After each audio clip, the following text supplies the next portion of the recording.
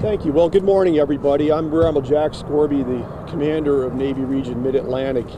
And I really want to thank you all for being here today. I very much appreciate also your reporting to keep the public informed as we continue with the cleanup efforts.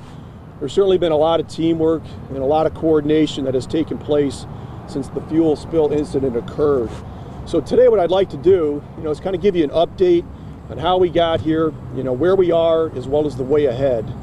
And I'd also like to thank all of our partners here for their hard work and support as we clean up 94,000 gallons of jet fuel that spilled on the base and into our surrounding community last week. And I want to send a special thanks, though, to the residents for your patience, your support, your consideration, and your understanding.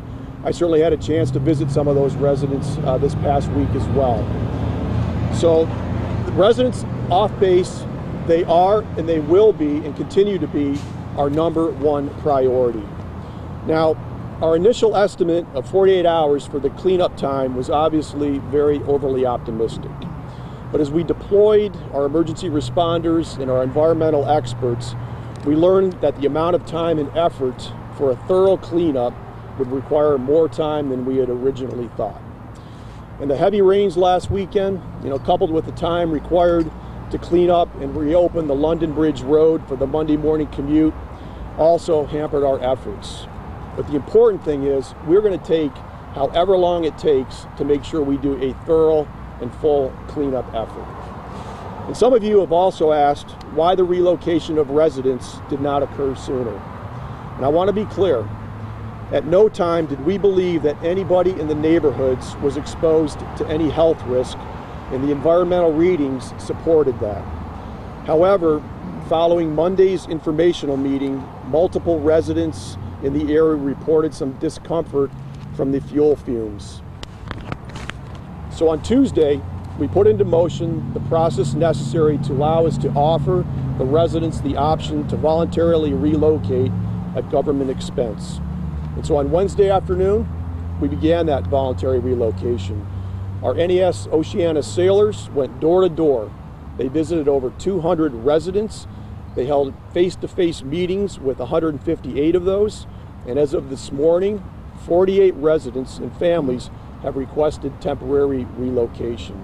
And we're working hard to get our neighbors back to their homes as soon as possible.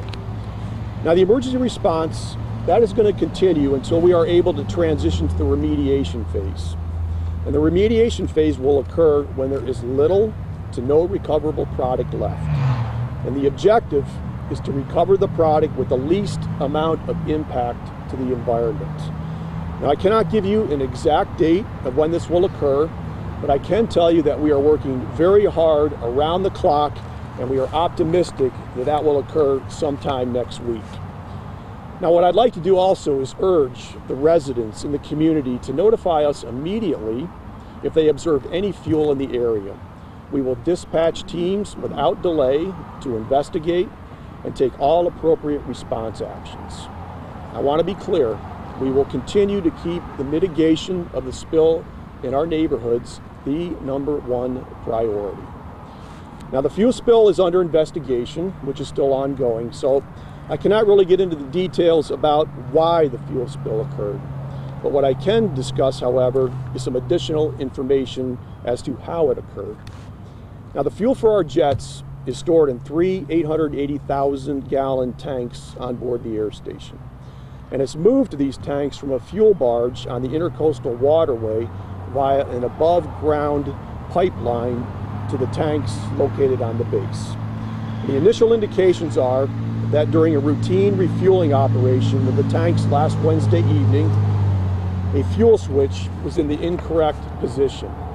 So instead of routing the fuel into one of these large tanks, which are surrounded by a containment area, the fuel actually flowed into a smaller 2,000-gallon tank and overflowed for several hours outside of the containment area, and that was not discovered until approximately 6 a.m. the following day.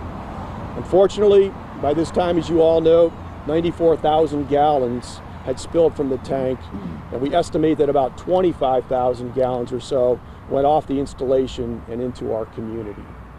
Exactly how the switch was in the incorrect position is under investigation. Now, this investigation is also going to provide us with some recommendations to ensure that this will not happen again on this base or anywhere else. I don't have a timeline when the investigation will be completed or released because we want to ensure a careful and thorough review is conducted. In the meantime, we have taken some immediate corrective actions at the fuel farm. For example, we have doubled up the number of people that are managing the tanks and the fueling operations, and additionally, an immediate safety stand down was conducted with all the personnel to review our processes and procedures. As far as the way forward, we've established and we will keep you updated a fuel spill information website, and we have provided the residents with email addresses and phone numbers to keep them informed. This information is in your media packet. Now, as you may be aware, air and water testing began immediately after the fuel spill, and we will continue as long as needed to ensure the health and the safety of the residents. This monitoring will continue until we are confident that we have done everything possible to clean up the area. And I can tell you that since Tuesday afternoon, the air quality readings have tested near zero in all of the neighborhoods. Now, I understand the fuel spill has created a terrible situation, and we are working very hard to resolve. We know it is important to you, and I can assure you that it is equally important to us. We live and we work in this community as well. NES Oceana and the surrounding community have been great neighbors for a long time. We want to maintain this important relationship, and we are doing everything possible to keep you informed and to make sure we have processes in place so this type of incident never happens again. I'm here to tell you, the Navy knows that this has been an inconvenience, but I'm also here to tell you we're responsible, we're committed to cleaning it up, and we own it. Thank you very much for your time, and at this point I'm standing by to address any questions that you might have, as well as with the Unified Command. I just have a question. Who does the refueling? Is that Navy or the contractor from outside? The Navy is actually doing the refueling. I mean, that's obviously a portion of it is contracted, but we have Navy. The Navy owns the refueling. And you kind of explained it, touched on. I guess how does the refueling work for those different things? Essentially, the fuel is piped in from a fuel barge, an above-ground fueling pipe, and then it's brought into these 3 tanks, and that is done on average about 3 times a week. Yes, ma'am.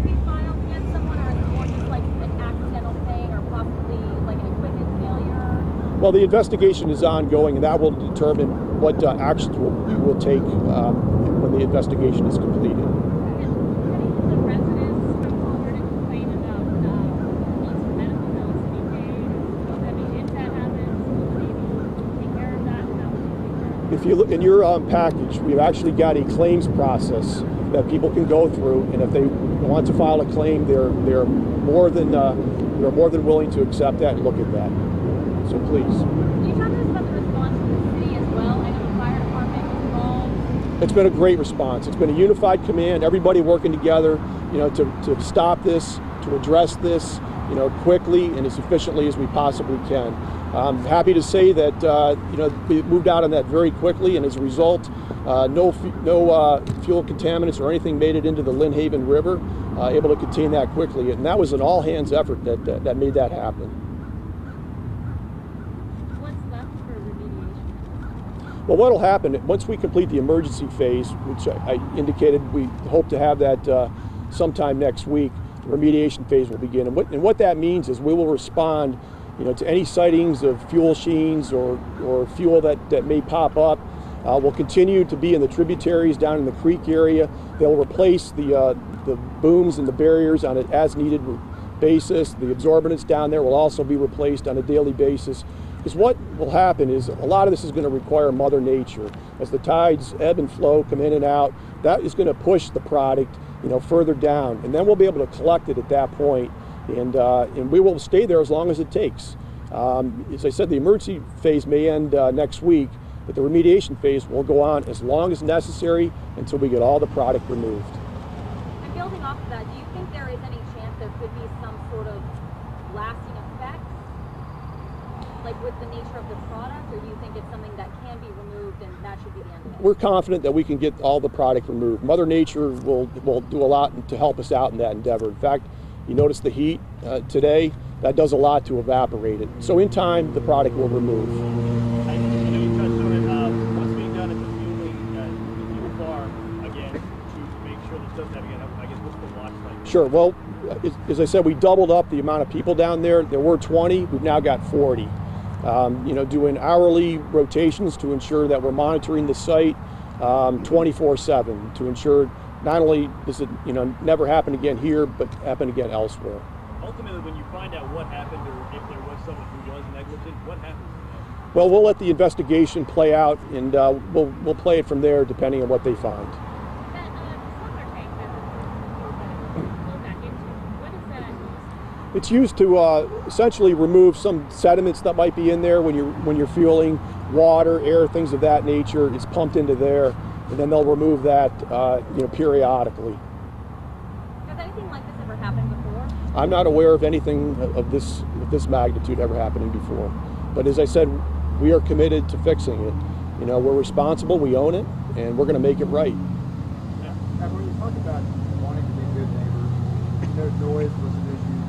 Some individuals go back and you all work diligently to try to tamp that down and work with the neighbors. How disappointing is it, I guess, to you as a leader that routine operations of this neighborhood of this nature have brought harm to the neighbors that you care about? Well, we're obviously very concerned, and that's why we're committed to making this right.